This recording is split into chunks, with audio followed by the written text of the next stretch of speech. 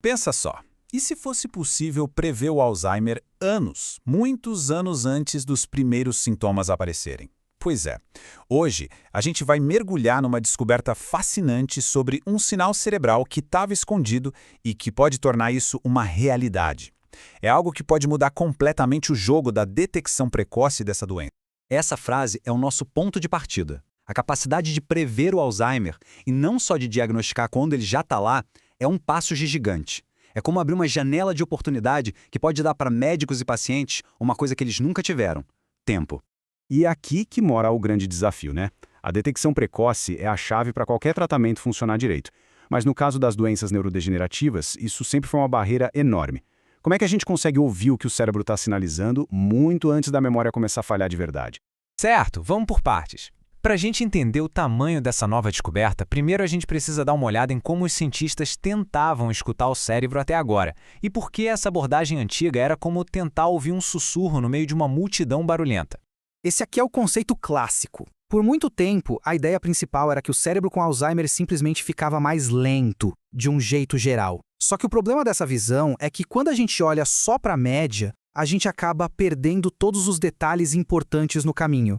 Agora, essa analogia aqui é simplesmente genial. Pensem no sinal do cérebro como o som de um estádio lotado. O método antigo pegava todo aquele barulho e tirava uma média, o que resultava num ruído só, um zumbido geral. A grande sacada foi pensar, peraí, e se em vez de ouvir o zumbido, a gente começasse a escutar as conversas específicas, as conversas importantes que estão rolando ali no meio? E é exatamente aqui que a história vira. Os cientistas pensaram: e se a gente parasse de focar no barulho geral e se concentrasse nesses momentos-chave? Nessas conversas individuais e superpotentes que acontecem no meio da multidão cerebral. E essas conversas têm nome, viu? São os eventos beta, ou surtos beta. Basicamente, são picos bem rápidos e intensos de atividade cerebral. Os pesquisadores decidiram que era hora de focar nesses picos e ver o que eles tinham para contar. O método que eles usaram foi brilhante de tão simples. Primeiro, eles registraram a atividade cerebral com uma técnica chamada MEG, que é super segura, não invasiva. Aí veio o passo crucial. Em vez de tirar a média de tudo, eles basicamente ensinaram ao computador a caçar e isolar só esses picos de alta potência. E, por fim, analisaram cada um desses surtos em 3 características: com que frequência eles aconteciam, quanto tempo duravam e qual a intensidade deles. Então vamos à pergunta de $1 milhão. O que é que essa nova forma de análise descobriu? O que eles acharam quando focaram nesses surtos? Vamos dar uma olhada nos dados. O estudo foi feito com 85 pessoas que já tinham um diagnóstico de comprometimento cognitivo leve. E aí, durante 2 anos e meio, os cientistas ficavam observando quem ia progredir para Alzheimer e quem ia continuar estável.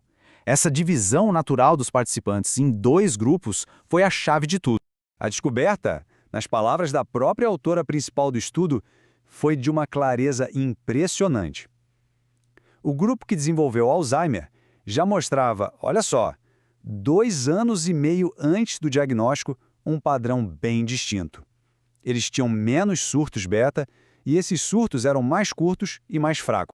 E essa tabela aqui, ela resume a descoberta de um jeito perfeito. Olhando para uma área específica do cérebro chamada precúneos, o padrão é nítido. Olha a primeira linha, a taxa de eventos. No grupo que se manteve estável, a taxa era maior. No grupo que desenvolveu Alzheimer, bem menor. E esse mesmo padrão se repete para a potência e para a duração. Ou seja, a atividade beta estava claramente diminuída. E se a tabela não foi suficiente, esse gráfico de barras torna a diferença visualmente impossível de negar.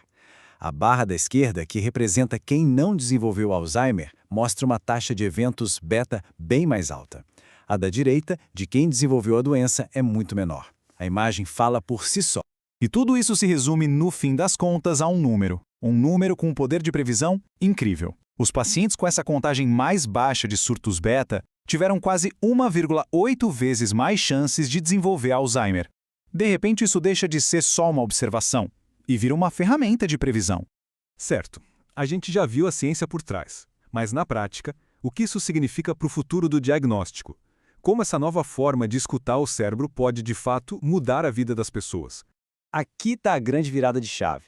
Os testes que a gente tem hoje procuram por proteínas que estão ligadas à doença, como a beta-amiloide e a tau. Eles mostram, digamos, a sujeira se acumulando, mas não dizem como os neurônios estão lidando com aquilo.